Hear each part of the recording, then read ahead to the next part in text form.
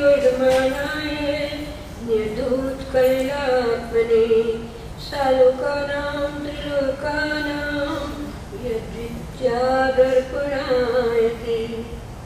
बोलो महावीर स्वामी की जय, 24 तीर्थंकरों की जय, जैन धर्म की जय, आचार्य विद्यासागर जी महाराज की जय। आज का विषय अपना 16 कारण भावनाओं पर है। हमने अभी 10 लक्षण विधान किया। 10 लक्षण धर्म का मूल कारण है और भव्य आत्माएं इनका आधार लेकर मोक्ष मार्ग पर आगे बढ़ती हैं। सारे ही साधु 10 धर्मों का पालन करते हुए अपनी आत्मा की विशुद्धि करते हैं, कर्मों की नर्जरा करते हैं और अपने को 14 स्थानों पर आगे बढ़ाते हैं। वो तो मुनि महाराज हैं जिन्होंने वितराग पथ लेकर आगे यात्रा की है। हम श्रावक हैं। जैन होने के साथ साथ हमने एक संकल्प लिया है, भावना भाई है कि हम गुरु के धर्म पथ पर गुरु को सहयोग करेंगे, क्योंकि जिन शासन के जो 4 चरण हैं, जो 4 स्तंभ हैं, उनमें 2 है साधु और आरिका या साधु साध्वी, और पीछे के 2 है वो है श्रावक श्राविका। उन श्रावक श्राविका में भी थोड़ी सी छूट दे दी गई है। यूं छूट दे दी गई है कि कोई उत्थान करना चाहे, जैन धर्म से आगे बढ़कर, जैन धर्मी बनकर थोड़ा और आगे बढ़कर अपने गुणों में गुणोन्नति करता है, तो वो उच्च श्रावक बन सकता है, उच्च श्राविका बन सकती है। उच्च श्रावक और श्राविका अपने साथ जरूरी परिग्रह भी रखते हैं। उनको समाज में रहना है तो समाज के साथ साथ आरंभ भी करना है, परिग्रह भी रखना है और साधु का जतन भी करना है। साधु की सेवा करने के लिए अगर वो पूरा का पूरा मुनि जैसी चर्या कर लेंगे तो फिर उनको कौन आहार देगा, है कि नहीं? तो पीछे के जो पैर हैं जिन सिंहासन के, वो धर्मरत रहते हुए भी गुरु चरणों को आधार बनाकर उन पर चलने की भरपूर कोशिश करते हैं, परंतु धर्म की स्थापना में उनका बहुत बड़ा योगदान ये है कि वो स्वयं धर्म सेवन करते हुए आगे के लिए ऐसे संतति देते हैं जो धर्म की प्रभावना करेगी। और धर्म की प्रभावना 2 तरह से करेगी, उच्च श्रावक बनकर या महाव्रती बनकर। तो देशव्रती बनकर भी रह सकती है, महाव्रती बनकर भी रह सकती है। देशव्रती बनकर अगर वो 4थे गुण स्थान पर रहती है, अब ऐसे में तो देशव्रती को ये लगेगा कि हमारे लिए अगर कल्याण का मार्ग नहीं खोला है, हमारे पास मोक्ष मार्ग नहीं है, तो फिर हम सिर्फ सेवा ही करते रह जाएंगे यहाँ बैठे हुए, तो फिर हम क्या करेंगे? हमारे को तो बहुत घाटा हो जाएगा। नहीं भाई, घाटा तो नहीं होगा। क्या होता है, जैसे अपन संगति करो तो वैसी मति होती है कि नहीं? थोड़ी देर अपन ने सत्संग किया, पूजा का भाव बना कि नहीं बना? थोड़ा सा भाव बना, तो जैसे संगति करो वैसी मति होती है, और जैसी मति होती है वैसी गति होती है। तो इसके लिए कहा गया है कि साधु का सत्संग करो, साधु का स्तुतिकरण करो, साधु की तुल्यावृत्ति करो, साधु को सहयोग करो। हमारे लिए उसके साधन ऐसे अनुकूल जुटाओ कि साधु अपने मार्ग में स्थित होकर अपना पूरा पूरा कल्याण कर सके, आत्मा का कल्याण कर सके, हमको मार्गदर्शन दे सके। इसलिए हम ये मंदिर बनाते हैं, आयतन बनाते हैं और इसमें भगवान को स्थापित करते हैं, शास्त्रों को स्थापित करते हैं, गुरु को लाते हैं, से सत्संग पाते हैं, रोज पूजा करते हैं, और इस तरह से हम अपने पथ को निर्मल बनाते हैं। पथ को निर्मल बना करके अपनी दृढ़ता लाते हैं मन में। रहते तो संसार में हैं, बच्चों को पालते हैं, बच्चों को एजुकेशन देते हैं, पैसा जोड़ते हैं, अपनी आजीविका बनाते हैं, फ्यूचर के लिए पैसा जोड़ते हैं। वक्त में वक्त तो कठिनाई आएगी, उस समय के लिए पैसा हमारे को काम आता है, पर साथ साथ हमारा जैनियों का अर्थ संचय इस तरह होता है कि अगर हमने अर्थ संचय एक दिन का अगर हम गिने तो हमारे उसके 5 भाग किए जाते हैं। धन के आदेश के अनुसार 5 भाग होते हैं हमारे उपार्जन के, आर्थिक उपार्जन के, सांसारिक उपार्जन के। एक भाग तो हम अपने घर के लिए रखते हैं, खर्च के लिए। एक भाग हम अपने व्यापार को बढ़ाने के लिए रखते हैं, अपन स्वार्थी हैं। एक भाग हम मंदिर को देते हैं। क्यों देते हैं मंदिर को? मंदिर में हमारे जो व्रती आएंगे, जो हमारे वहाँ साधन बनाने पड़ेंगे, उसके लिए हम रखते हैं। हम अपने खुद के बच्चों के संस्कार दिलाने के लिए रखते हैं, वहाँ हम शास्त्र रखते हैं। फिर एक अंश हम रखते हैं उनके लिए जो कमाते नहीं है। कौन नहीं कमाते हैं? बुढ़े कमाते हैं क्या? अपाहिज है अगर वो कमाते हैं क्या? वो भी नहीं कमाते। बच्चे हैं जो क्या वो कमाते हैं? वो भी नहीं कमाते। तो उनके जो हमारे आश्रित हैं, उनके लालन पालन पोषण के लिए हम करते हैं, और उनको यथोतथो हम नहीं पालते हैं। उनको हम शाकाहार भोजन देते हुए, धर्म विस्तृत कराते हुए, साधर्मी है, हमारे अपने रिश्तेदार हैं, हमारे अपने माता पिता हैं, बुजुर्ग हो गए, उनको हमें पहले देना है ना। अपनी सुख सेवा से भी बचा करके उनको पहले देना है, बच्चों को पहले देना है। क्यों? ये आगे हमारी संतति है, या आगे हमारा अगला जनरेशन है, जो हमारी पूरी परिपाटी को, हमारे परंपरा को आगे बढ़ाएगा। इनको देते हैं, और फिर एक अंश जो बचता है वो हम दान करते हैं। दान करते हैं, किसको दान करते हैं? पात्र को देखकर। तो पात्र कौन होता है? पात्र 4 तरह के कहे गए है ना। सबसे अच्छा पात्र कौन है? मुनि महाराज। सबसे अच्छा पात्र मुनि महाराज। दूसरा पात्र कौन है? दूसरा पात्र है हमारे धर्मी जन, जो हमारे धर्मी जन आगे तो है श्रावक, उच्च श्रावक है वो है। तीसरा कौन है? तीसरा पात्र है जो धर्म स्थित है, धर्मालु जन है, और जिनके पास आय साधन नहीं है इतनी, तो उनको भी हम वात्सल्य के रूप में उनको भी देते हैं। तीसरा पात्र वो है। और चौथा पात्र कौन है? अपंग है, अनाथ है, और जो किसी भी तरह से नहीं अपना रक्षा कर सकते, परंतु हमें उनको धर्म में स्थित रखना है, वो है। सबसे अच्छे पात्र जो है उससे हमको पुण्य मिलता है, बहुत पुण्य मिलता है। जिस जिस तरह से हम पात्र को दे रहे हैं ना, उतने उससे डिग्री हमारी पुण्य की कम होती जाती है। तो जिनको हम, अब कोई सोचता है हमारे यहाँ भिखारी आ गया, हम उसको दान दे कि नहीं दे, किसी भी जात का, किसी भी धर्म का आ गया, भूखा तो है भाई, वो भूखे को दान देना अच्छा है। परंतु आपने भूखे को ऐसे को दान दिया कि आपके पैसे को ले जाके गया, लेके गया, उसने 4 अंडे वहाँ खरीदे और उबाले और खा गए, तो आपका पैसा कहाँ लगा? पाप में लग गया, वो दान नहीं कहलाता। वो पता कैसे लगेगा? तो इसीलिए सोच समझ के पात्र को ही दान दो, कुपात्र को दान नहीं देना है, अपात्र को भी दान नहीं देना है। आप ऐसा मत सोचो कि हम कह रहे हैं आपको कि चाहे जिस भूखे को दान दो। अगर चाहे जिस भूखे को दान देना है तो उसको भोजन करा दो अपने पास शाकाहारी। अगर उसको सचमुच क्षुधा है, दुखी है वो भूख से, तो उसको बोलो भैया बैठ जा, मैं तेरे को भरपेट खिला देता हूँ, ये ले मेरा ये खाना खा ले।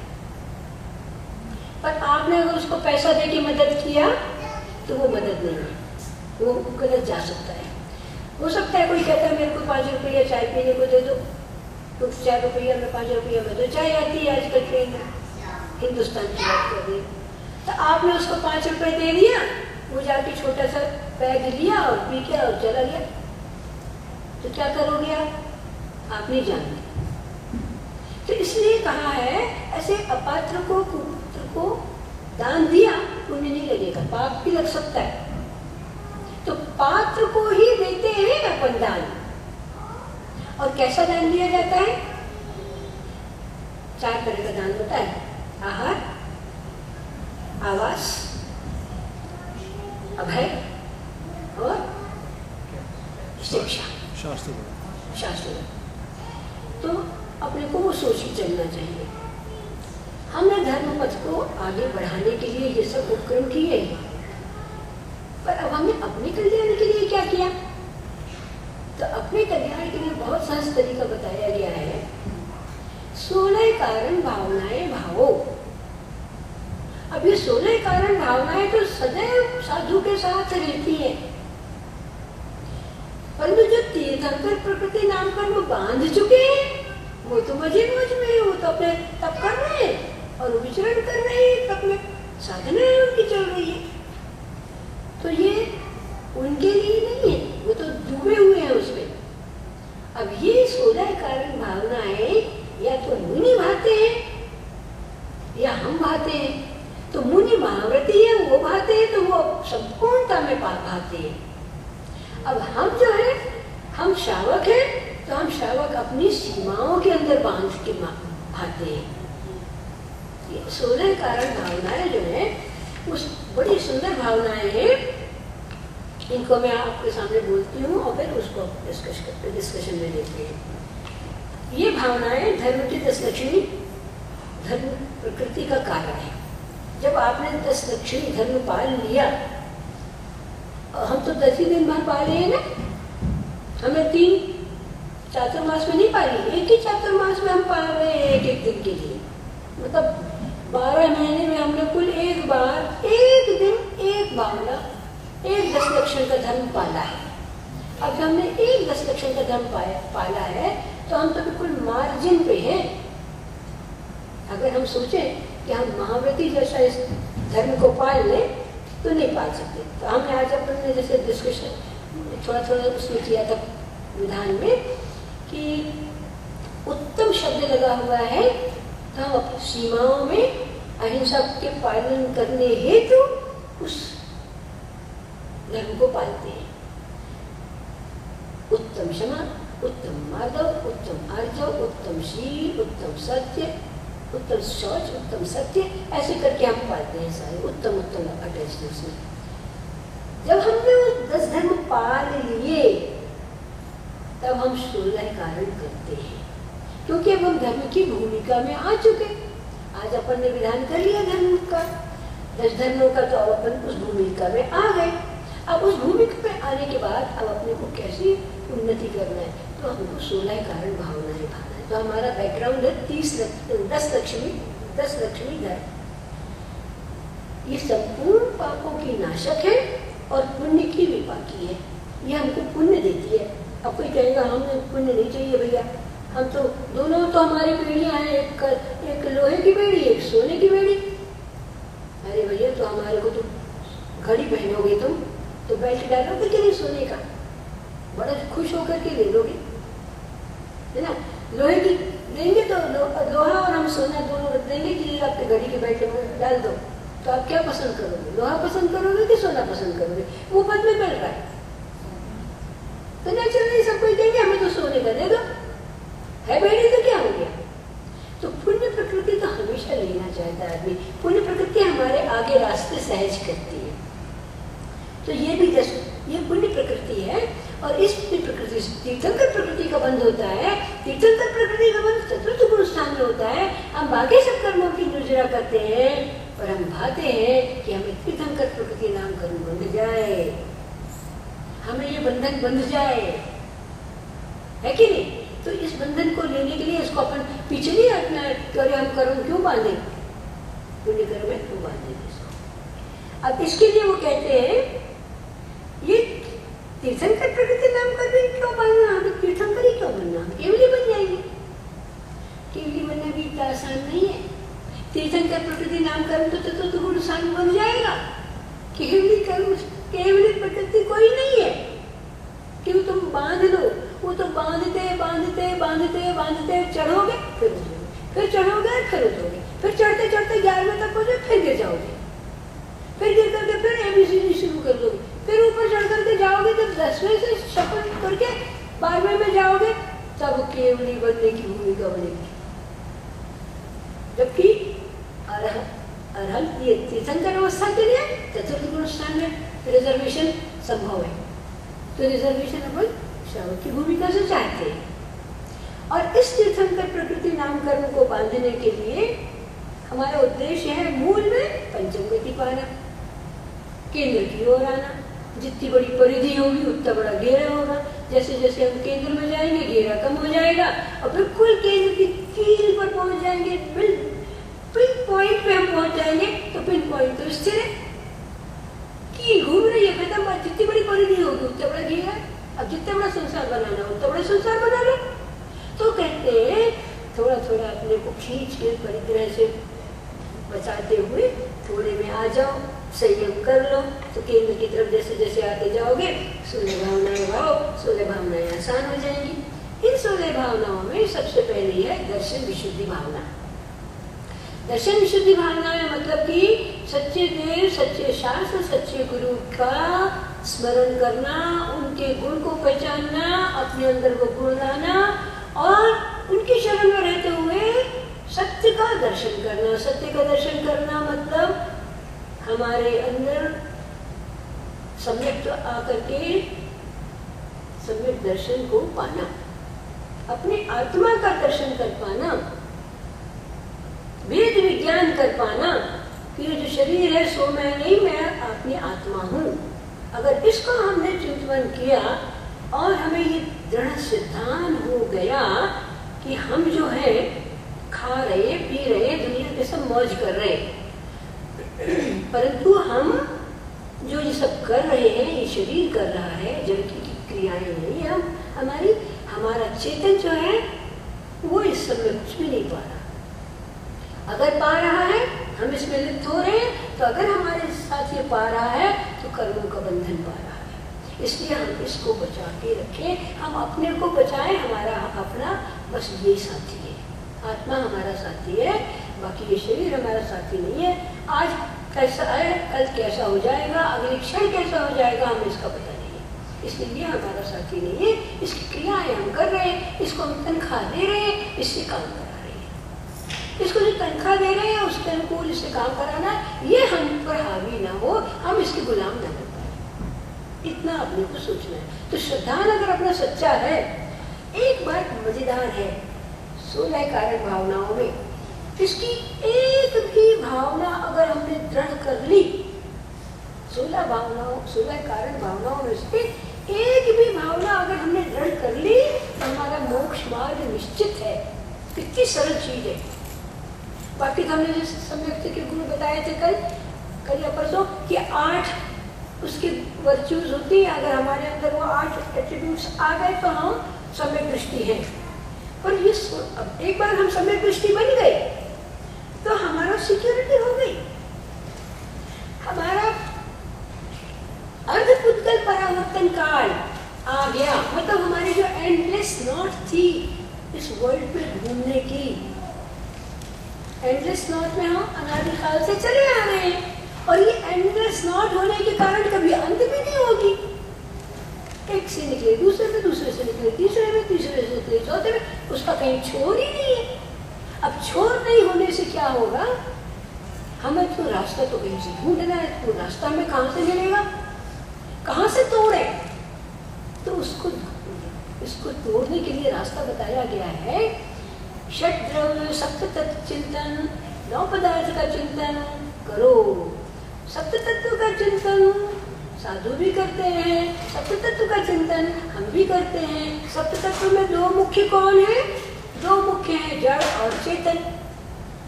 इन जड़ और चेतन की पूरी दुनिया दिख रही है, पूरा तमाशा जड़ और चेतन का है। इन दोनों ने मिल गया तो जीव बना लिया, तरह तरह के जीव का रूप पर्याय बदल बदल के रख लिया। एक से छूटे तो दूसरे में, दूसरे से छूटे तो तीसरे में। मनुष्य पर्याय में आकर के हमको सप्त तत्व का चिंतन करने की ताकत आ गई, तो हम जानते जड़ और चेतन मिलकर के ये है। अब मिले क्यों ये? क्योंकि सारे द्रव्य अकेले हैं, छह द्रव्य अकेले अकेले हैं, कोई किसी का कुछ नहीं कर सकता। इतना समय बाल बांका नहीं कर सकता, उसको पकड़ नहीं सकता।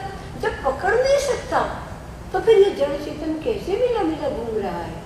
तो ये जड़ चेतन इसलिए मिला है कि सारा उठा पटक चेतन ने कर लिया, अपने आप को डैमेज कर लिया। डैमेज क्यों कर लिया? अपने भाव से विभाव में पहुंच गया। भाव से विभाव में कैसे पहुंच गया? एक पर्याय में रहते हुए थोड़ी सी इसके अंदर वाइब्रेशन आई, मेरे को ये मिल जाता, मेरे को ये मिल जाता, I want this, I want that. उतने में ट्रफ्स और पीक्स बन गए इसके अंदर। वो जो ट्रफ्स और पीक्स बन गए उन्होंने चार्ज कर दिया। जैसे हम कंघी करते हैं तो देखो कंघी से ऐसे काफी लगाना तो उठता है। जितने ज्यादा ट्रफ्स एंड पीक्स बनेंगे ना, जितनी ज्यादा वाइब्रेशंस होंगी उतनी ज्यादा उस पर कैपेसिटी हो जाएगी रिटेन करने की, और चार्ज बन जाएंगे पीक्स पे। वो चार्जेस जो है वो अपने अनुकूल वर्गणाएं, फ्रेगमेंट्स जिनके ऊपर अपोजिट चार्जेस है उनको खींच लेंगे। जैसे चुंबक खींचता है पॉजिटिव टू नेगेटिव, और वो खींच करके सरफेस पे वो चिपक गए। अब कितने सरफेस पे चिपक गए? वो हो गया उसका स्थिति। किस टाइप के चिपक गए? वो हो गया उसका प्रकृति। और कितनी फोर्स से चिपके हैं? वो हो गया उसका अनुभाव है। और उसका चौथा क्या है?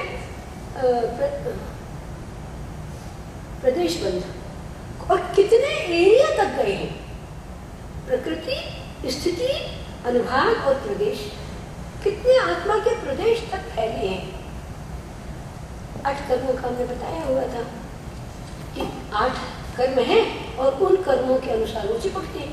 अब एक बार पुद्गल चिपक गया, मैटर चिपक गया आत्मा के ऊपर अट्रैक्शन से, चुंबकीय अट्रैक्शन समझ लो, क्योंकि धीरे धीरे चुंबक कमजोर होता जाता है, फिर वो गिर जाता है, वो है ना। पुलिस का भी कैसा दरवाजे का धीरे धीरे कमजोर होकर के गाय कर जाता है, ऐसे ही अपनी आत्मा के ऊपर का कर्म धीरे धीरे कमजोर हो जाता है, उसकी जितनी स्थिति रही है उसके हिसाब से। परंतु क्या होता है, एक जड़ कर्म आ गया आत्मा के ऊपर, एक फ्रेगमेंट आ गई, तो उस फ्रेगमेंट, वो फ्रेगमेंट दूसरी फ्रेगमेंट को पकड़ती है, दूसरी फ्रेगमेंट तीसरी फ्रेगमेंट को पकड़ती है, ऐसे अच्छी चेन बनती चली जाती है। और जितनी बड़ी चेन होगी उतना बड़ा लोड होगा उस जगह पर आत्मा के ऊपर, तो उतना अनुभाग बढ़ता जाएगा, है कि नहीं? उसकी प्रगाढ़ स्थिति होती जाएगी, कर्म होता जाएगा। जैसे हमने एक ढेर लगाया यहाँ पर, थोड़ा सा चावल के दानों का इतना से ढेर लगाया, हम इतना बड़ा पुंज लेकर के आ गए तो और बड़ा ढेर हो जाएगा, तो जगह का घेरा बढ़ गया कि नहीं बढ़ गया? ऐसे बढ़ता चला जाएगा। तो हमारी ये 8 कर्म हमारी आत्मा को घेरते रहते हैं और वाइब्रेशंस हमारे हर भाव से उठते आते हैं।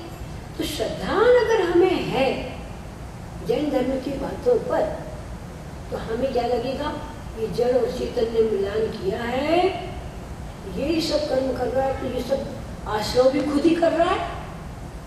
चेतन, जड़ ने किसी को नहीं पकड़ा, बेचारा जो जड़ है ना, मैटर, ये तो बहुत सीधा साधा है, ये किसी को नहीं पकड़ रहा, ये चेतन इसको अट्रैक्ट कर रहा है। सारा दोष तो चेतन ने अपनाया हुआ है।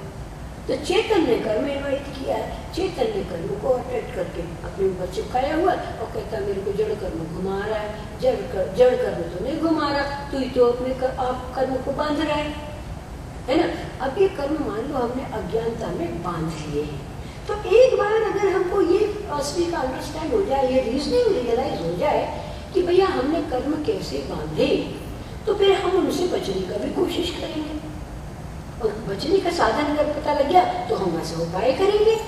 तो हमने उपाय बताया, सम्यक दर्शन अगर हो जाता है, सिद्धांत सच्चा है सच्चे देव शास्त्र गुरु में कि ये जो बतला रहे हैं ये सत्य है, और मैं जो हूँ मैं सत्य में आत्मा ही हूँ, अगर ये हो गया तो हमारा श्रद्धान गाढ़ा है। दिन पे दिन अगर ये श्रद्धान गाढ़ा हो जाता है तो हम अपनी आत्मा के लिए भयभीत होकर के फिक्र करेंगे। अगर ये श्रद्धान गाढ़ा नहीं होता तो क्या होगा? हम अपना आत्मा का हित करते रहेंगे, चलती रहेगी गाड़ी। तो 16 कारण भावना में अकेला अगर हम श्रद्धान कर ले पक्का तो हमारा श्रद्धान से भी हमारे को मोक्ष की प्राप्ति हो सकती है, क्योंकि फिर हमारे चरण वैसे बढ़ने लगेंगे। दूसरा कहते हैं भावना है विनय भावना। अब विनय भावना कही गई है तपस्वियों के प्रति जो आत्मस्थ है। भगवान तो आत्मस्थ है ही, भगवान तो आत्मस्थ है ही। हमने उनकी प्रतिमा जो विराजी है मंदिर में, तो भी हमने आत्मस्थ विराजी है, तो उसके प्रति हमारा श्रद्धान होना चाहिए। अगर हम मंदिर नहीं आना चाहते, देखो कितनी बड़ी बात है, हमें मंदिर रोज आना चाहिए। मंदिर नहीं आ सकते, हमारा बहुत मीलों दूर है, हमारे पास काम नहीं, काम से छुट्टी नहीं मिल सकती हमको इतनी, तो हमको अपने घर में एक छोटा सा जिनालय बनाना चाहिए कि हम रोज उसका दर्शन कर सकें। मान लो हमारे घर में एक ही कमरा है, हमारे पास जिनालय हम नहीं बना सकते, तो भैया फोटो टांग लो। फोटो भी नहीं है अगर, तो जिन मुद्रा का कट करके कागज में वैसा एक सिद्ध भगवान जैसा जैसा अपने पास हालो है ऐसा अक्ष टांग लेना, पर उसको देख के दिन में सुबह और शाम कम से कम अपनी दिनचर्या शुरू करने से पहले और रात को सोने से पहले अपनी आत्मा में एक बार झांकने की कोशिश जरूर करना।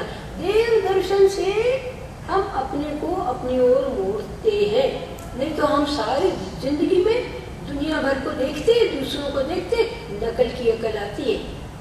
उसने ऐसा किया तो मैं भी ऐसा कर लूं, होड़ आती है हमेशा। आज उसने इतनी कीमती साड़ी पहनी है, अब की बार अगली पूजा में मैं और अच्छी साड़ी पहन के आऊंगी। आज उसने ये बैंगल डाला था, अगली बार मैं ये बैंगल डालूंगी। और ये तो ऐसा कुर्ता धोती पहन के आए थे पूजा के लिए, ओके मैं अगली बार मैं भी कहीं जाऊंगा इंडिया, तो मैं भी लेके आऊंगा पूजा के लिए। होते हैं कि नहीं नकल की अकल? तो अगर नकल की अकल अच्छी हो जाए तो बहुत अच्छा है। भगवान को देख करके अगर नकल की अकल आती है कि भगवान तुम्हारे जैसे बन जाऊंगा मैं, तो कितनी सुंदर अकल हो गई। पर भगवान की तरह नकल करने की, अब भगवान तो पत्थर के बना के बिठा ले, पीतल के बना के बिठा ले, तो रत्नों के बना के बिठा ले, तो हम जाते हैं किसके चरणों में? साक्षात जो जीवंत हैं गुरु हमारे। गुरु की वितराग मुद्रा देख के झूठ नहीं कह रहे हो। गुरु जिस समय कायद सबके लिए खड़े होते हैं अपनी त्रियावर्ती करके, अपन वो जैसे खड़े हुए हैं, अपन उनको देखते ही रह जाओ, देखो भगवान कैसा दुनिया से पूरा ममत्व हटा करके खड़े होते,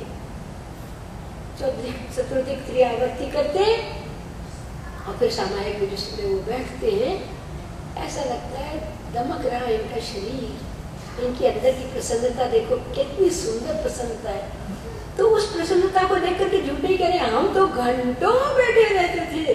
गुरु से मतलब मुनि महाराज, मुनि महाराजों के दर्शन करो, और ऐसे मुनि महाराजों के दर्शन करो जो सच्ची मात्रा में डूबे हुए हैं। सब जनों के नहीं, कुछ लोग ऐसा, हम किसी को क्रिटिसाइज नहीं कर रहे, पर हम बता रहे अपन प्रवचन सुनते हैं तो अपने को उस प्रवचन से शांति आनी चाहिए कि उद्वेग आना चाहिए। अपने को प्रवचन से शांति आना चाहिए। हम समता रस का पान करने आए हैं, है ना। और कोई अगर थोड़ी देर में धीमे बोले हो, खूब जोर से बोले, चिल्ला करके हो, फिर जोर से बोले, तो हमारी जो अभी एक लेवल बन गई थी, फिर वो एकदम 3 पर पहुंच गई, फिर वो एकदम से 3 लेवल पे आ गई, तो घबराहट बढ़ने लगती है, हार्ट बीट बढ़ जाती है ना। तो अपने को समता भाव से सुनना चाहिए। और जो लोग सच में स्थिर जल जैसा होता है, ऐसे शांति से जो प्रवचन देते हैं ना, आप खुद जाके देखना उसमें कैसा आनंद आता है। और वो जो खुद अंदर इतनी शांति लेके बैठे हैं साधु, उनके चरणों में बैठ करके ऐसा लगता है कुछ मत बोलो इनसे, सिर्फ इनकी मुद्रा को निहारते रहो, ये कैसा कर रहे हैं, ये कैसा सोच रहे हैं, क्या कर रहे हैं। हम कई वक्त आचार्य से पूछते अब क्या करते हो इतनी देर बैठ करके। अब महाराज जी तो मुस्कुरा देते थे, फिर भी हम पूछते थे महाराज जी, आचार्य विद्यासागर जी की बात बोले, भाई महाराज जी आप लोग क्या करते हो इतनी देर बैठ कर, तो हमसे तो 5 मिनट नहीं बैठा जाता पद्मासन में, हम क्या करें। तो कहते हैं आसन साधना पड़ती है। आचार्य जी बहुत अच्छा बोलते हैं, ऐसे धीरे से आसन साधना पड़ती है। तो आसन कैसे साधते हैं महाराज जी, हमारे तो पैर दुखने लगते हैं, तो धीरे धीरे प्रयत्न करके बढ़ाना चाहिए। चलो ठीक है, अच्छा बढ़ाएंगे, भगवान जी के सामने बैठ के बढ़ाएंगे। फिर महाराज जी सोचते क्या हुआ, सोचना कुछ नहीं, क्यों नहीं सोचना है, वो तो मन में दिमाग में बातें आती रहती है, कहाँ जाना है, कहाँ क्या करना है, सारी प्लानिंग तो उसी समय होती है सवाई में बैठ करके। महाराज जी कहते नहीं प्लानिंग नहीं करनी है कुछ, हम तो अपना सब्जेक्ट को मान लेते हैं उस समय, जिस समय सामायिक करने को बैठते हैं ना, पूरी प्लानिंग हो जाती है। नहीं, वो कहते हैं नहीं कुछ भी नहीं सोचना, नहीं कुछ करना, कुछ कहता थोड़ी ना इधर, कुछ नहीं करना, बस धर्म इतना सा कहता है चुपचाप बैठा हूँ, कुछ नहीं करना। तो कुछ क्या नहीं करना, कुछ सोचना नहीं, कुछ बोलना नहीं, कुछ करना नहीं। अब अपन बैठे बैठे इतनी शांति आएगी क्या अपने को, कि अपन कुछ सोचे नहीं, कुछ बोले नहीं और कुछ करे नहीं। मान लो वहाँ बैठे हुए, भाई साहब ने बुलाया, दीदी हाँ दीदी टाइम हो गया, हाँ चलो, समय पे बैठे हुए माला जप रहे, माला जपते जपते अपन ने अपन प्रमुख मंत्र की जप माला जप रहे हैं, तो हमारे तो जानते हैं कि हम तो पढ़ते जाएंगे, 108 बोलिए तो हो ही जाएंगे। अब कुछ आ गया, कुछ तो कुछ इशारा कर दिया, कैसा मतलब उपयोग बाहर की ओर चला गया, तो वो माला थोड़ी ना हुई। आत्मा तो मतलब मुंह तो बोल रहा था रघुकार मंत्र, पर मन का व्यापार कहीं और चल रहा था, है कि नहीं। तो ये तो सामायिक नहीं हुई। महाराज जी की मुद्रा को जब अपन देखो ना, तो आपने बताया जैसे गुरु है, उनकी पहचान कैसे करें। अब हर आदमी तो विद्यासागर जी के पास जा नहीं सकते, और कौन कौन से मुनि महाराज हैं, जैसे विद्यानंद जी महाराज हैं, देखो जो लौकिकता की बातें ना करे वो सच्चा गुरु है। वो संसार छोड़ के गरिमा में गया है, आत्म गरिमा में गया है, तो फिर उसको दुनिया के व्यापार से क्या मतलब। हम गए, हम आप गए किसी गुरु के पास, अरे ये कुर्ता बहुत अच्छा पहन के आया, तो ये लौकिक दृष्टि नहीं हो गई। मान लो कोई साधु बैठा हुआ है, अच्छा आज कुर्ता पजामे में आए हो, नहीं, आपका पहुंचने पे आपकी ओर सम्मान दृष्टि से भी तो न देखी। कई वक्त क्या होता है, साधु जब अपने बहुत परिचित हो जाते हैं ना, तो अपन उनको रास्ते में भी चल रहे हैं और अपन उनको नमस्कार करते हैं ना, तो वो आशीर्वाद देते हुए मुस्कुरा देते हैं। मुस्कुराना भी नहीं चाहिए। जब उनका उपयोग अपने अंदर मुड़ा हुआ है, क्लोजेस्ट पर्सन शिष्य क्लोजेस्ट होते हैं गुरु के, देखो हम बताएं। और कौन सा शिष्य क्लोजेस्ट होता है, जो उनके आदेश का पालन करता है। कौन आदेश का पालन करता है, उनका आदेश क्या होगा, मोक्ष मार्ग चल। अगर मोक्ष मार्ग पर चलने से तू चूका कहीं, तो कहेंगे आवश्यकता समय की थी, कितने देर की थी, किनसे बैठ के बात कर रहे थे। अगर देख लिया और लड़कियों से घिरे हुए हो, औरतों से घिरे हुए, क्या बैठो, मेरे सामने बैठो, कितनी देर समाइक करते हो, बैठो यहाँ बैठ के समाइक करो, चलो। मतलब ये बहुत बड़ा वो हो गया, गुस्सा हो गई गुरु की कि हम उनकी निगाह में आ गए कि तुम पकड़े गए हो बेटा को, बैठो इधर। तो गुरु वो है जो खुद आत्मस्थ रहे और तुम्हें आत्मस्थ कराए, खुद प्रशस्त मार्ग पे चले और अपने को प्रशस्त मार्ग पर चलाए, वो सच्चा गुरु है। ये कितने की बोली ले रहे हो, क्या करना तुम्हें बोली से। दीदी क्या होता है, क्योंकि जो आचार लोग हैं ना, जब जाते हैं तो लौकिक बात मतलब उधर उनका एरिया का जो मंदिर के बारे में बात करेंगे तो ना वो बात हो जाती है। नहीं तो क्या होता है, फिर भी बात हो जाती है, हो जाती है। कब हो जाती है, वो थोड़ा समय निकाल के पब्लिक में आते हैं। देखो मैं बताऊँ, साधु जो होते हैं, सच्चे साधु, वो सारे समय पब्लिक में नहीं रहते, वो अलाउ भी नहीं करते सारे समय आप पब्लिक आकर के हमको डिस्टर्ब करते रहो। तो वो तो अपने एक कमरे में बैठ गए ध्यान में, कांच से तुम बाहर से देख लो, महाराज जी बैठे हुए ध्यान में, या वो अपना कुछ पढ़ रहे हैं, उसी का आनंद ले करके वो पढ़ रहे हैं। कभी पढ़ते पढ़ते तो उनके मुस्कुराहट आ गए तो देखने वाले हम लोग, तो हम अपनी स्थिति बता रहे हैं, हम लोग तो तड़पते रहते हैं कि महाराज जी के कांच के कमरे के अंदर धीरे से घुस जाए, पहुंच जाए महाराज जी के पास। आने नहीं देते। क्यों नहीं आने देते? उनको विघ्न आएगा, उनका जो अंतर यात्रा है, उस अंतर यात्रा में तुम डिस्टर्ब कर रहे हैं। आँख उठा के तो वो देख नहीं रहे कि वहाँ खिड़की पर कौन खड़ा है, वहाँ कौन खड़ा, वो नहीं देखते, वो तो अपने अंतर है। परंतु अपन जाकर उनको नमस्कार करते, नमस्तु महाराज जी, तो अपने नमस्तु किया तो भी वो नहीं हटना चाहते। तो जानते हैं दुनिया के तो हजार लोग, लाखों लोग आकर के ऐसे डिस्टर्ब करेंगे, वो खुद डिस्टर्ब है और हमको भी डिस्टर्ब करेंगे, वो तो जानते हैं। परंतु फिर वो क्या कहेंगे, वो अपना काम करते रहेंगे। आपको ये है कि भाई आप दर्शन करो और चले जाओ चुपचाप, उनको डिस्टर्ब मत करो।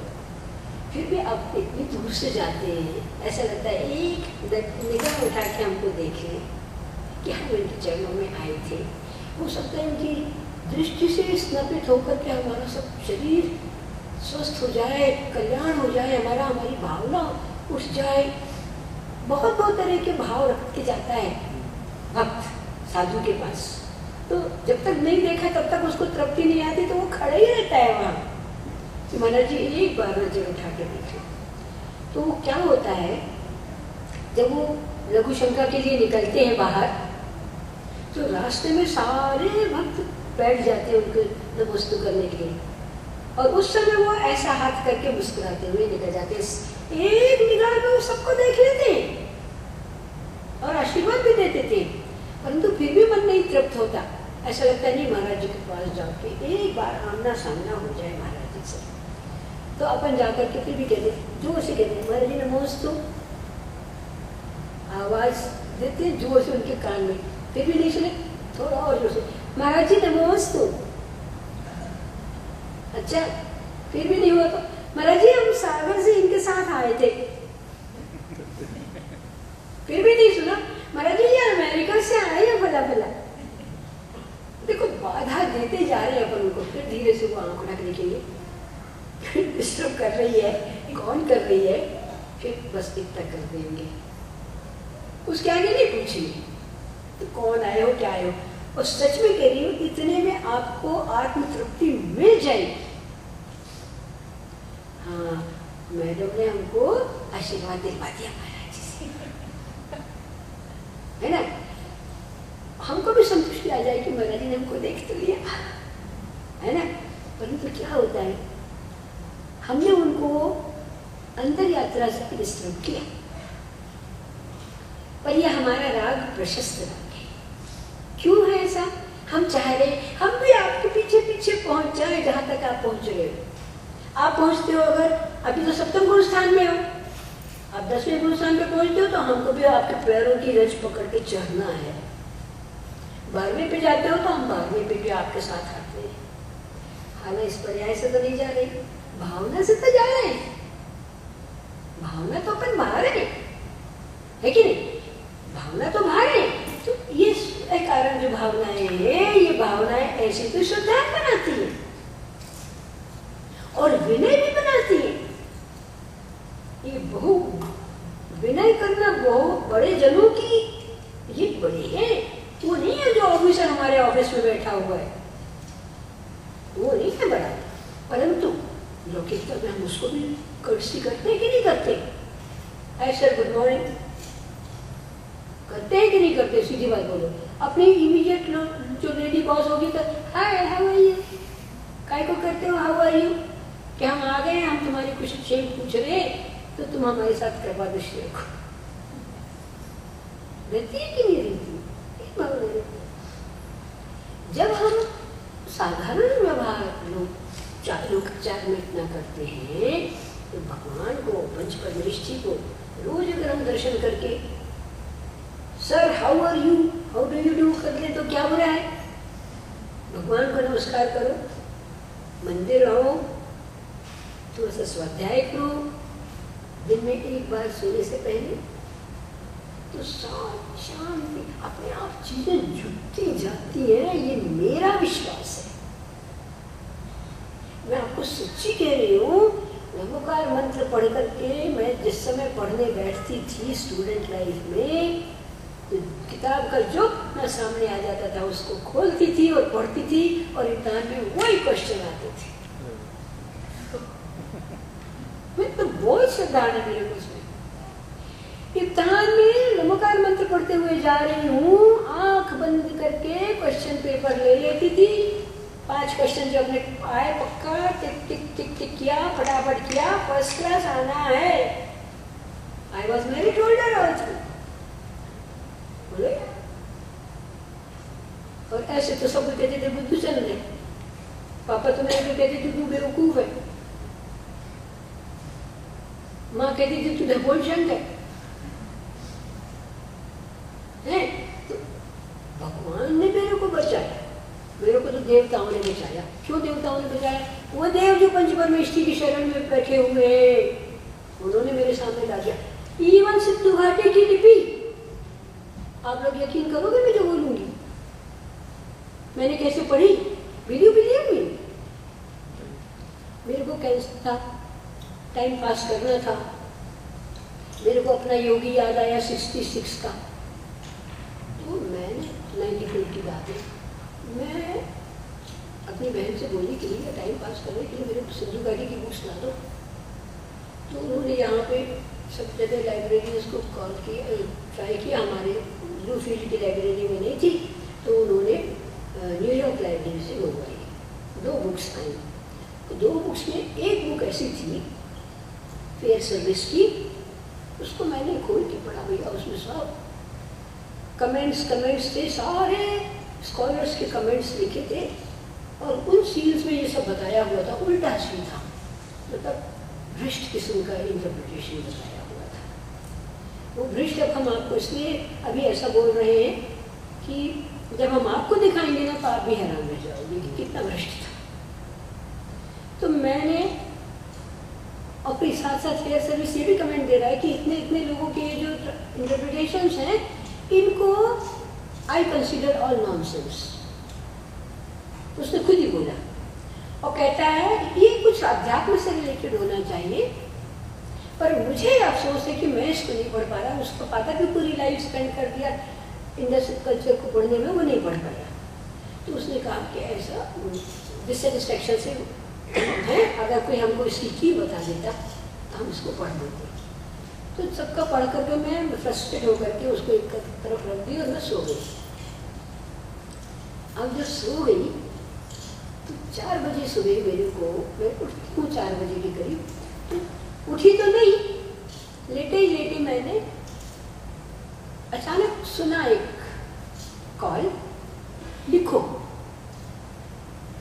पुरुष स्वर था, रूप नहीं देखा मैंने, कौन था, शब्द था लिखो। तो मैं नींद में अपना पेन उठाई और अपना पेन नहीं पेंसिल उठाई और मैंने कागज की टुकड़ी को उठाया और मैंने लिखना शुरू कर दिया। उसने 8 लाइनें लिखाई मेरे पेंसिल की, मैंने 8 लाइनें लिखी, और 8 लाइनें लिखने के बाद कब मैं सो गई मुझे पता नहीं, वो सब स्वर कब कहाँ गायब हो गया मुझे पता नहीं। आधा घंटे 1 घंटे के बाद मेरी बड़ी बहन हॉस्पिटल जाने के लिए तैयार हुई, डॉक्टर पुष्पा रानी। तो वो मेरे को उनकी मैंने वो तैयार होने लगी तो मैंने हलचल सुनी, तो मेरी फिर से नींद खुल गई। तो वो तैयार होके आई मेरे पास, कहती तुझे कुछ फोटो कॉपी नहीं करानी। मैंने कहा वे, मैंने लाइट ऑन किया और मैंने फेयर सर्विस की किताब उठा के खोली। जो सील सामने आई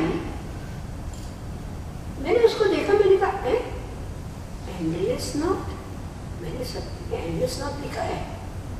वो जो 8 लाइनें थी वो इस सील में 8 चित्र थे। वो 8 चित्र मैंने मैच किए. It was that scene dictated to me by that voice. मैंने बहन को बोला, मैंने दीदिया देखो तो सही, इससे मेरा है कि ये सीन इसमें किसी ने लिखा नहीं मेरे को आज रात को. कहती तू सिर मार स्टेप में, मैं तो जा रही हूँ. ये अमेरिका की बात है? अमेरिका की बात है, 94 की. वो चली गई. अब मैंने बहुत, मेरे तो दिमाग खराब हो गया. मैंने कहा ये कॉमेडी को लिखा गया. मैंने उसको फेयर किया फटाफट. फिर नेक्स्ट सील देखी, फिर उसमें भी मेरे को जैन धर्म. थर्ड सील देखी, उसमें भी मेरे को जैन धर्म. मैंने कहा ये तो कमाल हो गया. फिर मेरे तो पता नहीं कैसे कविता छूटने लगी हाथ से अपने आप. मैंने तो लिखना शुरू कर दिया. Poems over poems. हर सीन को मैंने पोएम में डिस्क्राइब कर दिया. मेरा जो सर्जन था वो इंडियन था. तो मैंने बहन को लौट किया तो मैंने दिखाया. मैंने कहा look I have red 8 seals now. तो कहती है भाई मैं तेरे साथ दिमाग नहीं खराब कर सकती. तो भैया को बोला. तो उन्होंने हमारे सर्जन को जाके बोला डॉक्टर खड़े को कि वो स्नेह थोड़ा आपको दिखाना चाहती है कुछ. तो भैया आ गए. उनको लगा कि ये कुछ अपने सर्जरी का प्रॉब्लम दिखाएगी. तो वो आए तो बोलते दीदी कैसी हो. मैंने कहा भैया देखो मैंने ये सील्स पढ़ी है देखो. तो भैया तो देख के दंग रह गए. फिर बाद में 2 सालों के बाद महेंद्र पांड्या को मैंने दिखाई. महेंद्र पांड्या कहते दीदी तुम्हें ये लिखी है और तुम ही पढ़ो. तुम्हें ये लिखा है और तुम ही पढ़ो. मैंने कहा कैसे कहते हो. इंडिया गई. मेरे को कैंसर के बाद बहुत कमजोरी आ गई थी. मैं बैठ ही नहीं सकती थी ज़्यादा देर. मैं शाम को बैठी और शाम को सामायिक के बाद जो बैठी हूँ तो सुबह सूरज की किरण खुलने पर मैंने लिखना बंद किया. Whole night I wrote one book.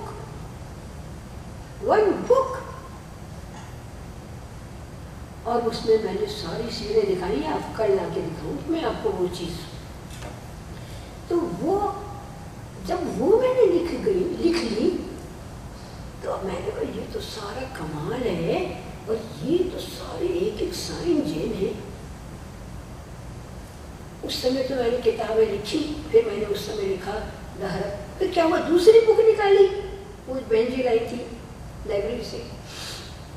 उस दूसरी बुक में एक सील मिली मुझे. इतनी सी सील है. उसको मैंने मैग्नीफाई किया. मैग्नीफाई करती हूँ तो मुझे रत्नात्रय के 3 डॉट्स दिखते हैं. शिखर जी की 3 पीक्स दिखती है. गर्भगृह में 21 तीर्थंकर दिखते हैं. 3 भावी तीर्थंकर की लाइनें दिखती है गैप्स. और तृतीय और चतुर्थ कल का घेरा दिखता है. मैंने कहा वाह हमारे 21 तीर्थंकर गारंटीड. 22, 23, 24 तो पता ही है. 13 पार्षद महावीर ये 3 हिस्टोरिकल फिगर है. हमारा सिंधु घाटी ने हमारे लिए 21 तीर्थंकर कंफर्म कर दिए. कोई पढ़ नहीं पा रहा वो सीधे और वो मैं खटाखट पढ़ रही हूँ. क्योंकि उस टाइम 3 तीर्थंकर नहीं हुए थे. तो वो नमी जी का काल था. नमी जी का काल. और इसलिए वो लाखों वर्षों पूर्व का था. इसलिए उसमें डायनासोर बने. सीलों में डायनासोर भी बने और मेमथ भी है जो साइबेरिया में मिला. मतलब उनको पता था कि 3 तीर्थंकर और होने वाले हैं. तो अभी भी हमको पता है भाभी 24 तीर्थंकर होने वाले. तो जैन शासन कह रहा है इसलिए हम मान रहे हैं. तो जैन शासन उस समय भी कह रहा था कुछ, इसलिए वो सब लोग जैन थे. तो अब हमको क्या हुआ. हमको तो लगा भैया ये तो भगवान जी की कुछ कृपा है कि ये हमको लाके मिल गए. ये हाइंस मोडे करके है. वो हमारा हिंदुस्तानी नहीं है भैया, वो भी विदेशी है. हाइंस मोडे जिसने वो सील ढूंढ के दी. तो हमने तो इनके द्वारा ढूंढी हुई सीलों में ढूंढ लिया. परंतु अब हमको विनय किसकी करनी चाहिए. जिन लोगों ने ढूंढ के रखा भैया हमारे लिए इतना माल मसाला. इसलिए हमने अपनी किताबें उन लोगों को डेडिकेट की हैं. ये विनय करना है वो बहु गुण वाले जन हैं जिन्होंने इतनी छोटी हमारे रहस्य रहस्य को लाके हमारे सामने रख दिया। नहीं तो ये बताओ, दुनिया में हमने अपने दादा की चीजें सहेजी क्या? हमारे आशा की हमने कोई चीज सहेजी? आपने कितने अपने अपने फोर फादर चीजें सहेजी बताओ? मुनियों की, पूर्वाचार्यों की कोई चीजें सहेजी क्या अपन ने? हमारे जो तीर्थ क्षेत्र थे हमने वो भी नहीं सहेजी। सहेजे क्या कोई ओरिजिनलिटी में? सबको रिफॉर्म कर दिया, सबको जीर्णोद्धार कर करके सब कुछ चेंज कर दिया। और हम चाहते हैं सब मॉडर्न हो जाए, सब मॉडर्न होकर के हमको मिल जाए। तो फिर वो पुरानी विरासत जो है ना, वो तो सब खो जाएगी, है कि नहीं? वो भी सब जो उसको मेंटेन कर रहे हैं, मैं तो उनका भी बहुत बहुत शुक्र करती हूँ, बहुत बहुत धन्यवाद उनके लिए भी मैं विदेशी। तो यहाँ पे कहते हैं अपन ऐसे धर्मी जन जो निमित्त बने हैं हमारे को धर्म में स्थित कराने के लिए, वो तो हमको धर्म में स्थित कराने के लिए निमित्त बन गए। सारे सील्स के शोध करता, तो हमें तो उनकी भी विनय है, बहुत ज्यादा विनय है। तो हमारे यहाँ विनय धर्म बताया गया है। जो तपस्वी है, जो उस मार्ग के आराधक हैं और जो उस मार्ग को सेवा दे रहे हैं, कौन सेवा दे रहे हैं? श्रावक। तो ऐसे श्रावक जो समर्पित हैं जिन आयतनों के लिए, जिन शास्त्रों के लिए, जिन मार्गियों के लिए, भैया हम उनकी भी नहीं करते। क्यों भी नहीं करते? बोली देने वाले जो है वो कहते काले धन को लगा दिया बोली में। हिंदुस्तान में बड़ी बड़ी बोलियां ले ली, काले धन को लगा दिया। अरे भैया, उन्होंने काले धन को लगा करके जिन मार्गों को में ला करके गोरा कर दिया अपना धन, है कि नहीं?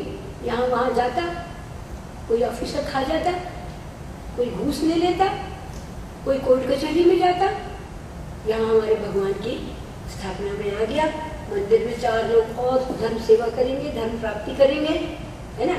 बहुत अच्छा हुआ, वो काला धन गोरा हो गया, हमें उसका कोई पाप नहीं है। उत्तम उपयोग हो गया। तीसरा कहता है ये शील। तो शील आराधना, शील साधना।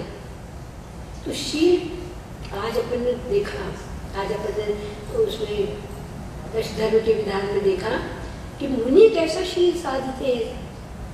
वो तो खैर स्त्रियों के पास ही नहीं आते। कितना 8 हाथ दूर रहती है स्त्री जैन साधु से, 8 हाथ दूर। ये नहीं कि पैर दबा रही है और हाथ दबा रही है और सेवा कर रही है, नहीं। अगर उनकी अपनी भी पत्नी थी तो घर छोड़ के आ गए हैं मुनि महाराज। 5वें गुरु स्थान तक तो स्त्री उनके साथ थी गृहस्थों के। उसके बाद अगर वो घर छोड़ के आ गए तभी वो मुनि बनते हैं। तो 7वें गुरु स्थान में वो मुनि बने हैं। 7वें से गिर करके 6वें में आते हैं, जिस समय वो संसारिक बनते हैं। संसारिक कैसे बनते हैं? आहार के लिए निकले, शौच के लिए निकले, या गृहस्थों से बात करने के लिए निकले। कोई श्रावक आ गया, बाहर आके बैठ गए। अब आप कहते हो हम अपना मंदिर बनाना चाहते हैं, तो मंदिर बनाना चाहते तो महाराज जी ये योजना है, ऐसा ऐसा मंदिर बनाना चाहते हैं, इतने इतने घर हैं, उनके पास ऐसा कोई मंदिर नहीं है, एक साधन चाहिए है बनाने के लिए, एक उपकरण के मात्र, सिवा उपकरण के और कोई बड़ी चीज नहीं है मंदिर। ये उपकरण है आत्मा में लौट के आने का। आप एक पिछी दान कर दो ना, वो भी उपकरण है। आप एक रेहल दे दो भगवान महाराज जी को, ये रेहल रखने वाली, वो भी उपकरण है। एक पेंसिल दे दो, वो भी उपकरण है लिखने के लिए। एक डायरी दे दो, वो भी उपकरण है। एक चश्मा दे दो पढ़ने के लिए, वो भी उपकरण है।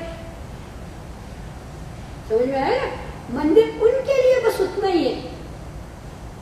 धर्मशाला बनाया आपने, उनके आवास का उपकरण है। तो झाड़ के नीचे बैठ जाएंगे, वो झाड़ के नीचे बैठेंगे, आप ही घेर के बैठ जाओ। एक बार महाराज जी के पास क्या हुआ, आचार्य विद्यासागर जी के पास, पता, विहार कर रहे थे। विहार करते करते वो मंडला के जंगलों में से निकल गए।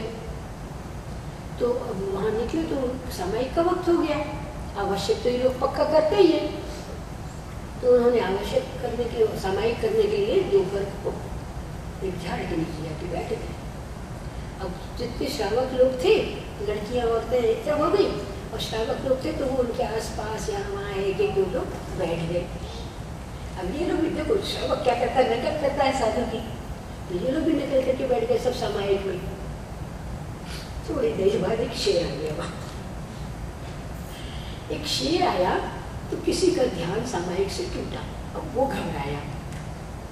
उसने कहा अब ये शेर किसी को न किसी को बाधा देगा, और सनसनाहट हो गई, देख देख देख देख, गिट्टी बन गई, अपने स्थान से हिल नहीं सका, और देख देख देख, तो सब चौंक गए, सब जाग गए। अब क्या करना, सामायिक तो सबकी छूट गई।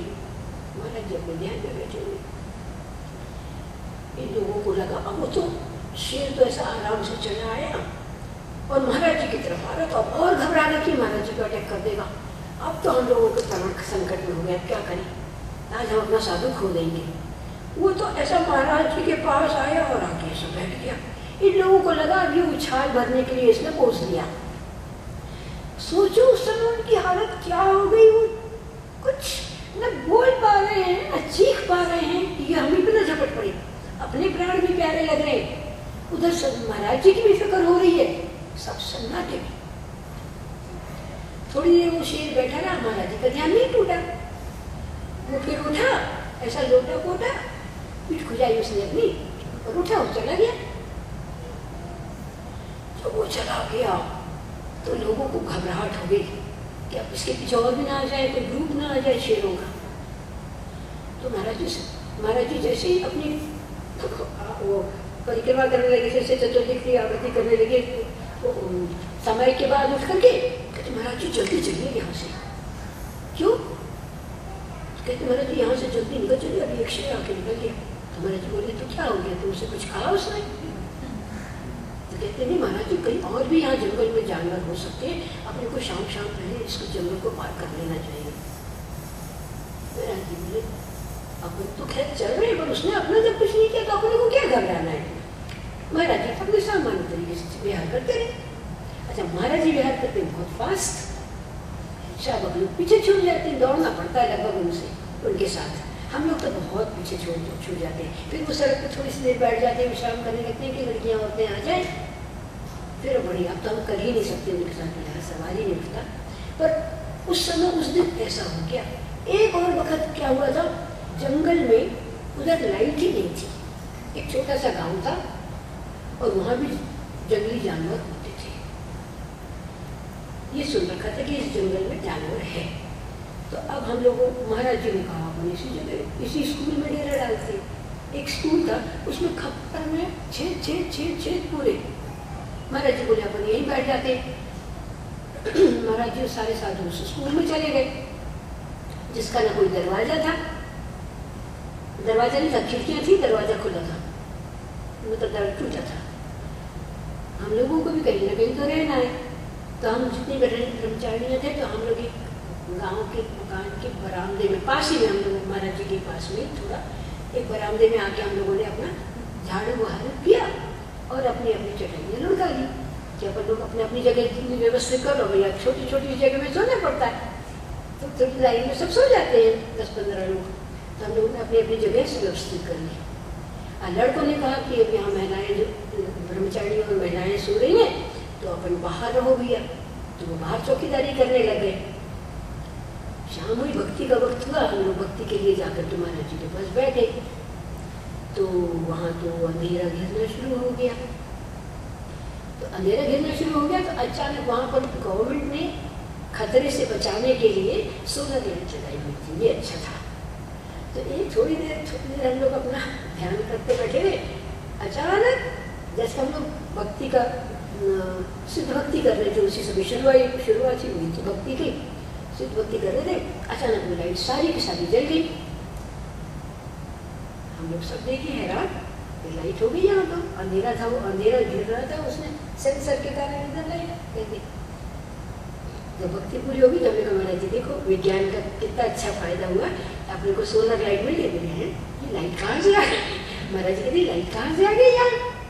हम लोग बोले महाराज जी तो साइंस का कमाल है, देखिए सोलर लाइट है आ गई। बोले ये बहुत अच्छा किया, यहाँ पर गांव में लाइट इसने की दे दी। उधर फिर रात, क्योंकि पिछला एक्सपीरियंस ऐसा हो चुका था कि जंगल में उनको महाराज जी को शेर मिल गया था।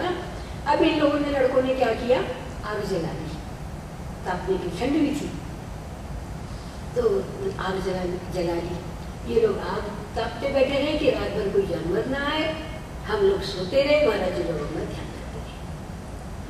तो बड़ी अच्छी, ऐसे में वातावरण सोचो, विनय किसने किसकी की? उन बच्चों ने, लड़कों ने विनय हम लोगों की की, और हम सब ने विनय किसकी की? आचार्य श्री की। आचार्य श्री विनय किसकी कर रहे थे? सिद्धों की और पूर्वाचार्यों की और भगवंतों की, है ना। बहु जनों की विनय करना तो अपने को अपने आप ज्ञान प्रकाश देता है। और ये अपने अंदर अगर मात्र विनय पकड़ने अपन, एक गुण, विनय गुण पकड़ने अपन, तो लौकिक भी अपन को फायदा रहेगा। लौकिक में जो अपने सीनियर्स हैं वो भी अपने को बहुत प्यार करेंगे विनय से, अपने विनय को देख के सब अपने ऊपर पिघलेंगे, पक्का मानना। और भगवान तो पिघलते ही है, गुरुदेव तो पिघलते ही है ना।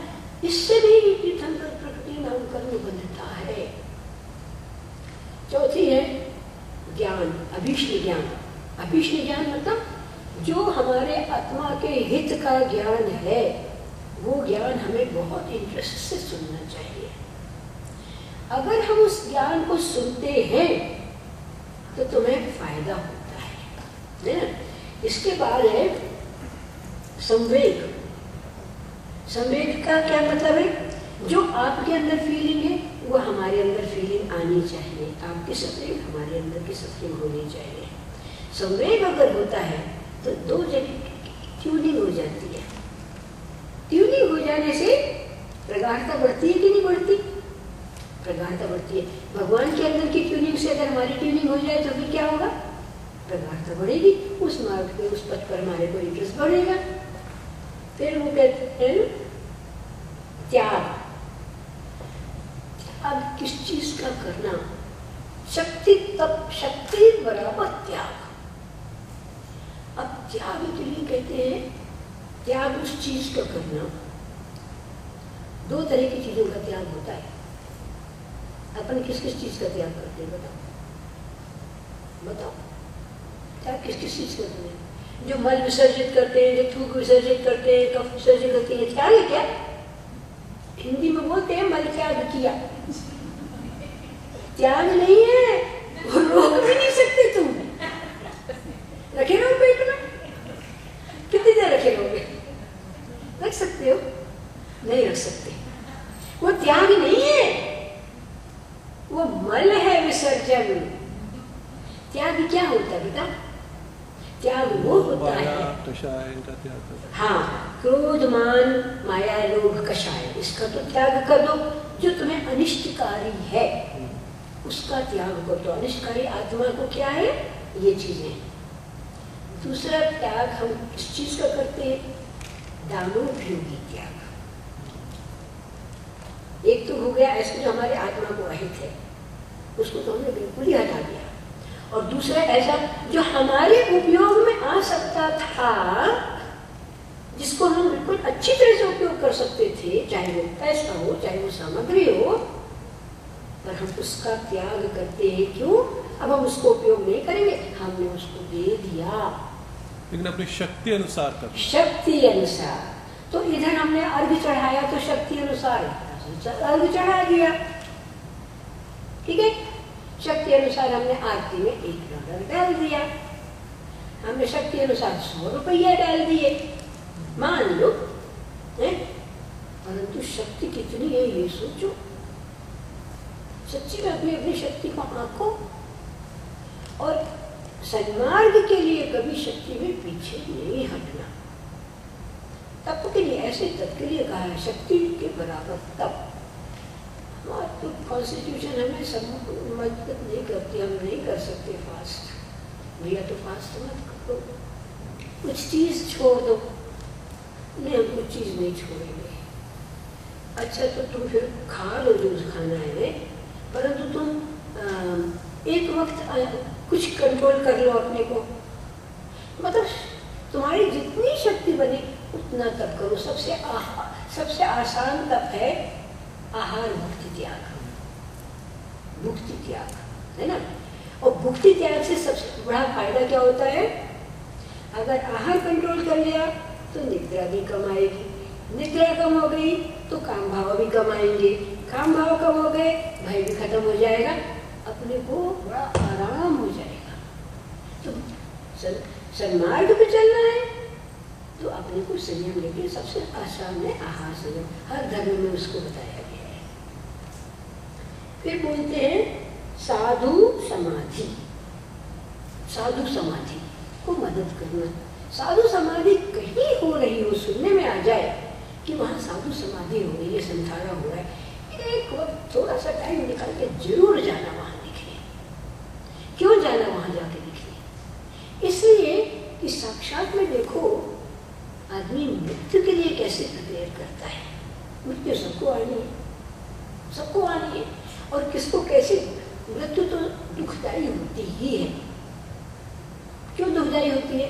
वेदना बढ़ती है, शरीर क्रश होता है, कमजोरी बढ़ती है, और उस समय अपने कोई मददगार नहीं होता। कोई हाथ पैर दबा देगा, वो हाथ पैर दबाना भी तकलीफ देह हो जाता है। कोई सिर दबा देगा, सिर दबाना भी तकलीफ देह होता है। मेडिसिन तो खाते नहीं हो लोग, साधु लोग, है ना, कि पेन किलर खा लिया, कि कुछ अपना बुखार कम करने का खा लिया, एंटीपायरेटिक खा लिया, वो लोग कुछ नहीं करते। महाराज जी को भी दांत में दर्द हो रहा था, दांत हिलते थे, आहार नहीं ले पा रहे थे, तो फिर लोगों ने कहा महाराज जी दांत तो खड़वा दीजिए। नहीं, दांत तो नहीं खड़वा सकते क्योंकि आप एनेस्थीसिया लगाओगे। बोले महाराज जी फिर आप तो कैसे करोगे? तो बोले अच्छा एक काम करते, आहार के बाद आज आप खा देना। तो भैया वो एक दिन आहार के बाद बैठ गए, पेट खुला करके और मुंह खोल दिया, तो धागे से बांधा दांत खींच लिया, 3 दांत खींच लिए। फिर अब उसके बाद कुल्ला कैसे करेंगे? नारिया तो अमृत धारा से कुल्ला किया, अमृत धारा से 4-6 कुल्ले किए, आके बैठ गए। अब ये नहीं कि कोई पेन किलर खा लेंगे या कुछ क्या नहीं, तो भी एक तप है, ऐसा करते। ऐसे साधु ये तो जीवंत है, ये अभी तो समाधि नहीं हुआ, समाधि मरण नहीं हुआ। जब वो समाधि करते हैं, समाधि मरण लेते हैं, समाधि जब सामान्य समता में बैठते हैं, रोज समय करते हैं, तभी समाधि लेते हैं। उस समय को उनको दर्शन करो, और जिस समय वो समाधि मरण लेते हैं उस समय भी उनके दर्शन करो। देखो क्या चर्या होती है, अपने अंदर मजबूती आती है। दीदी ये बात देखने का और वहाँ अपना मदद करने का है, और खुद भी ऐसा वो अपना धर्म में है, आ रही हूँ। तो क्या होता है, अभी तो आपको कोई वहाँ आने नहीं देगा, साधु के पास तो कोई आने नहीं देगा आपको, समाधि मरणी साधु के पास, सन्यासी के पास कोई आने नहीं देगा आपको आदत नहीं है उनकी सेवा करना।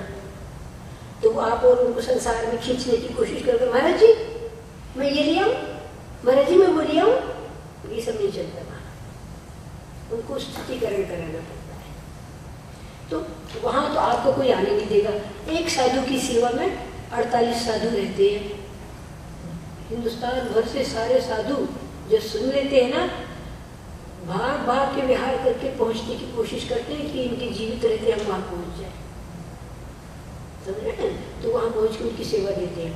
परंतु श्रावक लोग भी सुनते हैं ना, तो भाग के जाना चाहिए और वहाँ जाके उनके दूर से दर्शन करना चाहिए। इतने दूर से दर्शन कराते हैं लोग, आप लाइन से आके निकलते चले जाओ, वो तो देते पड़े। बस उत्तम शर्मा महाराज जी नमस्तु, उत्तम शर्मा महाराज जी नमस्तु, ऐसा करते हुए निकल जाओ, या नमोकार मंत्र धीमे से मन में पढ़ते हुए निकल जाओ, जोर से भी हल्ला ना हो उनको निशानी हो। तो जब फिर उनको संबोधन करना होता है ना, सारी भीड़ इकट्ठी हो गई, तो वो कहेंगे चलो चले चलो। तो कैसे उनको लाते हैं? एक चादर के ऊपर लेटा करके 2 छोर उधर से पकड़ा, 2 छोर इधर से पकड़ा और ऐसे झूला झुलाते हुए, झूला बिल्कुल आहिस्ते से कि उनको जर्क न लगे, ला करके धीरे से वहाँ बिठा देते और उनको बिठा करके महाराज जी को कह देते हैं महाराज जी देव दर्शन यही कर लो और यहीं से संबोधन कर लो। तो भगवान के सामने ले जाकर बिठा देते हैं, भगवान के सामने वो देव दर्शन कर लेते हैं, अपना आवश्यक पूरा कर लेते हैं और फिर वहीं से लोगों को संबोधन कर देते हैं। आत्मा में रहना, आत्मा ही हम हैं, बस इतना उन्होंने कह दिया और इतना इतना कर दिया, उत्तम समय ऐसा कर दिया उन्होंने और फिर से उनको मिटाया और मैं इतना बड़ा संबोधन होता। शांति सागर महाराज जी ने जरूर मरने से 3 दिन पूर्व बहुत अपार सब जनता इकट्ठी हो गई थी, तो 3 दिन पूर्व खुद उठ करके आए दरवाजे तक अपनी उस गुफा से, उस कमरे से, और आकर के उन्होंने बड़ी बुलंद आवाज में सबको संबोधा और फिर वापस गए, फिर नहीं निकले। फिर तो 3 दिन बाद उनका हो ही गया अंतिम। तो साधु की समाधि देखो और मौका मिल जाए अगर वैयावृत्ति करने का तो वैयावृत्ति भी जरूर करो। वैयावृत्ति में अपने से तो कोई वैयावृत्ति मांगेगा नहीं, पैर वैर तो अपन दबा नहीं सकते, वो कहेंगे साधु ही बोलेंगे क्या घी मिल सकता है, भाग के जाकर के घी लेके आ जाओ, घी में थोड़ा सा पेपरमेंट मिला दो या कपूर मिला दो, तो वो तलवे में सहला देंगे खूब। जलते हैं तलवे, जलते हैं हाथ, जलते हैं, आग पड़ती है पूरे शरीर में, सिर चटकता है, गला सूखता है, ऐसा लगता है जिसने आग रख दी हो सिर पे। घाव हो गए हैं अगर लेटे लेटे तो घाव उनको ऐसा पलट करके धीरे से उसका मक्खन बनाते हैं, कासे में घी का मक्खन बना करके फिर उसमें कपूर मिला देते हैं और उस नैनू को फिर धीरे से लेप करते हैं उस घाव पर, पता। और जो बिल्कुल बारीक मिट्टी होती है, जो सिर धोने वाली मिट्टी आती है ना, बिल्कुल मुल्तानी मिट्टी, उसको बिल्कुल पाउडर करके मलमल से छान करके फिर उसको धीरे से सस्पेंड करते हैं उसके ऊपर, मक्खन के ऊपर। नहीं तो बोरिक पाउडर होता है, बोरिक पाउडर को स्प्रिंकल कर देते हैं। वो मिट्टी भी ऐसी कच्ची नहीं लगाते, उस मिट्टी को पाउडर करके बिल्कुल बारीक से हो करके फिर उसको तवे पे खूब सेक लेते हैं कि उसके डिसइंफेक्ट हो जाए, फिर उसको लगाते हैं। तो वैयावृत्ति तो मिलती नहीं है। अब आप लोग सोच भी नहीं सकते कि कैसी वैयावृत्ति की जाती है ना। तो ये जब अपन उनके पास रहते हैं ना, तब समझ में आता है कि देखो वैयावृत्ति कैसी होती है। और उस वैयावृत्ति के लिए अगर हमको थोड़ा सा भी मौका मिल जाए, चूकना नहीं चाहिए, करना चाहिए। फिर नेक्स्ट कहते हैं वो अरहत भक्ति। अब अरहत भगवान तो साक्षात मनुष्य जन्म में भगवान बन गए, 12वें गुण स्थानी। फिर केवली ही 13वें गुण स्थानी, 12वें गुण स्थान से बहुत जल्दी जंप करके 13वें में आते हैं। तो सहयोग केवली ऐसा अरहत बन गए। तो वो अरहत भगवान के जो वैभव साथ चलते हैं तो उनकी स्मरण करना चाहिए हमें। अरहत भक्ति में वो सब लिखा हुआ है। तो वो अरहत भक्ति के अगर हम वैभव ध्यान करेंगे तो हम आचार्यों के प्रति श्रद्धा लाएंगे। आचार्यों के अंदर हमें अगर वो आचरण मिला तो हम उस आचरण को नमन करेंगे, उस आचरण की वैल्यू करेंगे। और उस आचार्य के बाद उपाध्याय हैं, फिर साधु है ना। उपाध्यायों में मिला, उपाध्यायों को नमन करेंगे, साधु में मिला, साधु को नमन करेंगे। तो इनकी भक्ति करना चाहिए। अरहत भक्ति से मतलब साधु से ऊपर सभी हमारे मंगल या इष्ट हैं, इनकी हमें भक्ति करना चाहिए। ये भक्ति हमको हमारे गुणों का विकास कराती है। फिर वो कहते हैं, वो आचार्य भक्ति हो गई। बहुश्रुत भक्ति, अरहत भक्ति के बाद आचार्य भक्ति हमने बताई। बहुश्रुत भक्ति, श्रुत क्या है? लिटरेचर, हमारा जैन लिटरेचर। तो हमारे लिटरेचर के प्रति हमको आस्था होनी चाहिए। देखो हम बताएं, हमारा लिटरेचर आज का नहीं है, हम उसको आगम कहते हैं। आगम आज का नहीं है। हमने कुछ स्केच दिखाया था ना, शुद्ध संत, वो शुद्ध है। उस उन्होंने सिंबॉलिक बतला दिया कि हमारे 4 योग होते थे और 12 अंग था। ये जो था वो शुद्ध कहलाता है। वो ऐसा शुद्ध है, हमारे पास 5 ज्ञान है, मति ज्ञान, श्रुत ज्ञान, अवधि ज्ञान, मन पर्याय ज्ञान और केवल ज्ञान। ठीक है, हमारे पास अभी बस मति और शुद्ध है।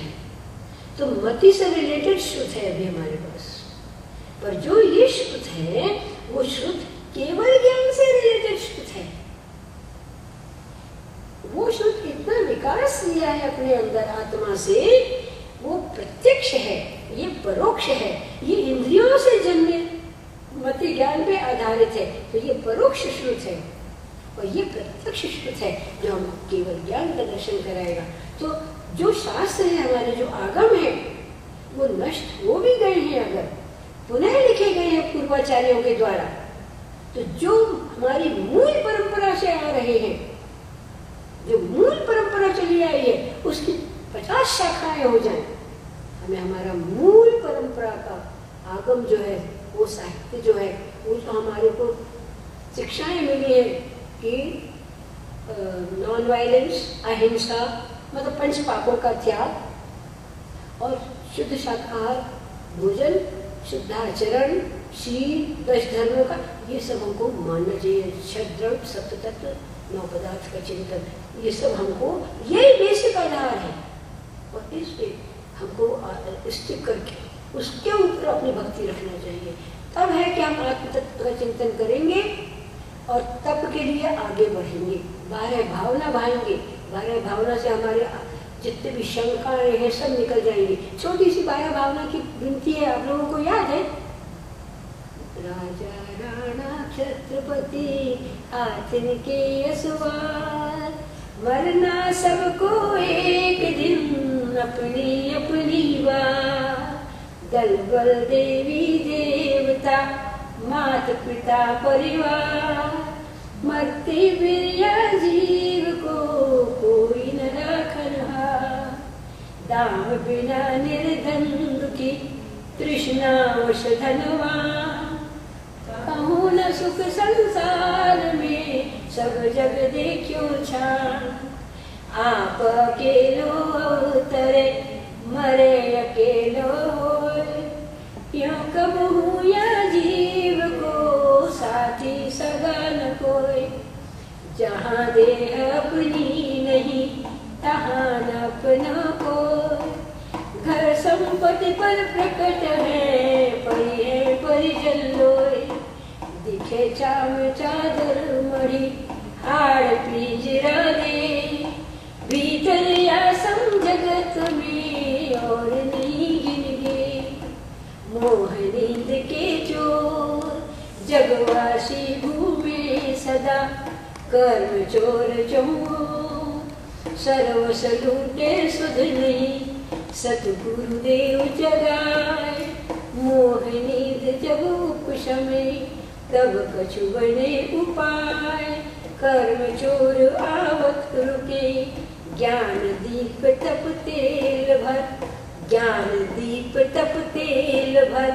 घर शोधे ब्रह्मचोर या विद बिन निक से नहीं, बैठे पूरब चोर। पूरब चोर बोले कर्म, बैठे पूरब चोर। पंच महाव्रत संचरण सुमति पंच प्रकार, प्रबल पंच इंद्रिय विजय धार निर्जरा सार।